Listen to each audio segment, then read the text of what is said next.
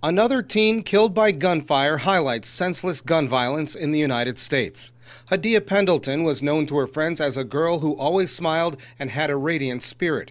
But the 15-year-old's life was cut short this week when she was shot and killed under an enclosure trying to stay dry from the rain. It's a terrible tragedy.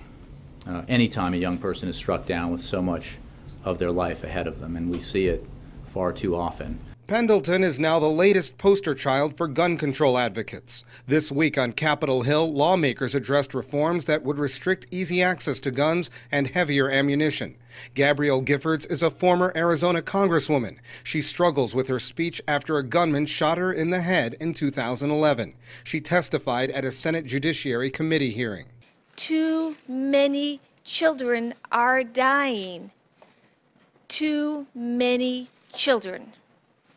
We must do something. It will be hard. It's unclear whether stricter gun possession restrictions would have saved Hadia's life. An investigation is underway to find the killer.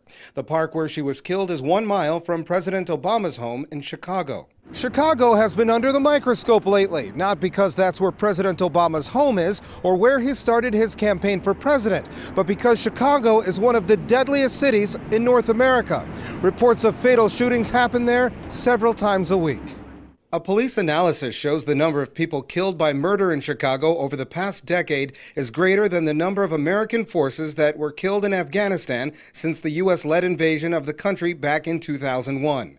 And reports of shootings continue to pour in from other cities. A shooting in Arizona left 1 person dead and another in Denver, Colorado, after a sheriff's deputy fatally shot a woman who first shot another deputy in the hand. 30,000 people die each and every year in the United States from gun violence. That's amazing. 30,000 people dead each year from gun violence, and it's treated as nothing other than a routine news bite, in fact. Hadia's image becomes the latest in a panoply of people killed by senseless gun violence in the United States. Her godfather said the young girl had aspirations of being a doctor or a lawyer. Colin Campbell, Press TV, Washington.